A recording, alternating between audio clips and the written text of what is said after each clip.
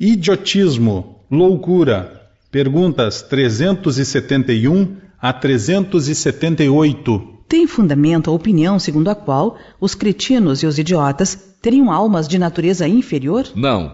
Eles têm almas humanas, muitas vezes mais inteligentes do que pensais, mas que sofrem da insuficiência dos meios de que dispõem para se comunicar, da mesma forma que o mudo sofre por não poder falar. Qual é o objetivo da providência ao criar seres infelizes como os cretinos e os idiotas? São espíritos em punição que habitam corpos de idiotas.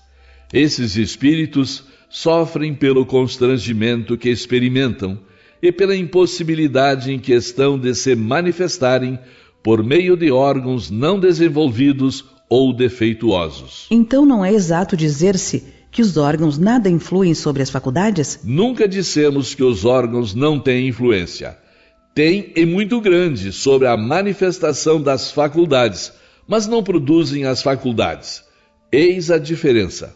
Um bom músico com um instrumento ruim não produzirá boa música, o que não impede de ser bom músico. É preciso distinguir o estado normal do estado patológico.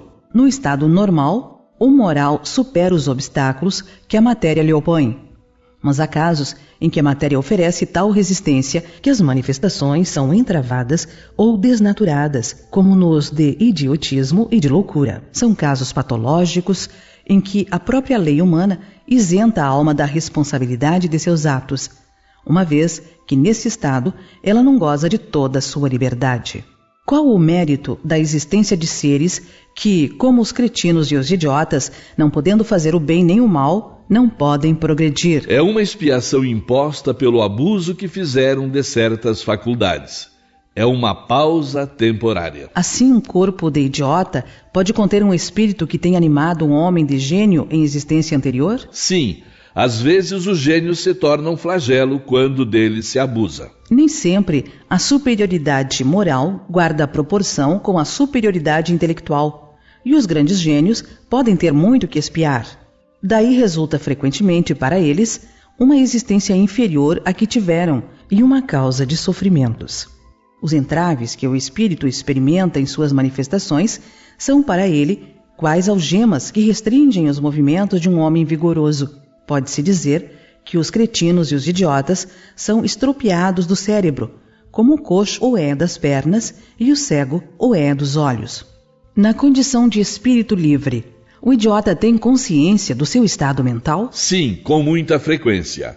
Compreende que as cadeias que impedem o seu voo são uma prova e uma expiação. Qual é a situação do espírito na loucura? Quando em liberdade, o espírito recebe diretamente suas impressões e exerce diretamente sua ação sobre a matéria.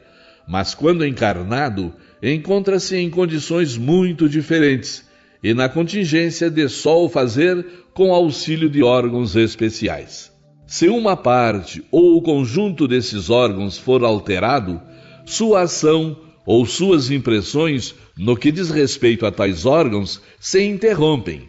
Se perde os olhos, fica cego. Se o ouvido, torna-se surdo, etc.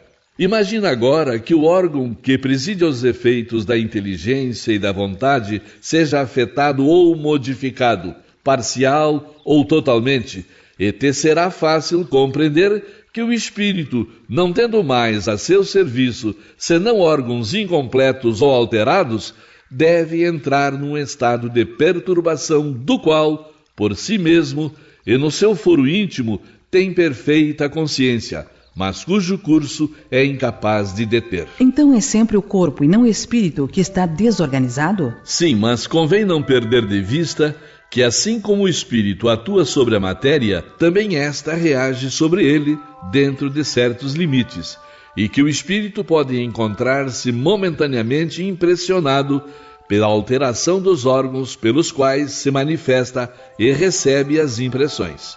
Pode acontecer, finalmente, quando a loucura já durou longo tempo, que a repetição dos mesmos atos acabe por exercer sobre o espírito uma influência de que ele só se libertará depois de se haver libertado completamente de toda a impressão material. Por que razão a loucura leva o homem algumas vezes ao suicídio? O espírito sofre pelo constrangimento em que se acha e pela impossibilidade em que se vê de manifestar-se livremente. Por isso, procura na morte um meio de quebrar seus grilhões. Depois da morte, o espírito do alienado se ressente da perturbação de suas faculdades? Pode senti-lo durante algum tempo após a morte, até que esteja completamente desligado da matéria.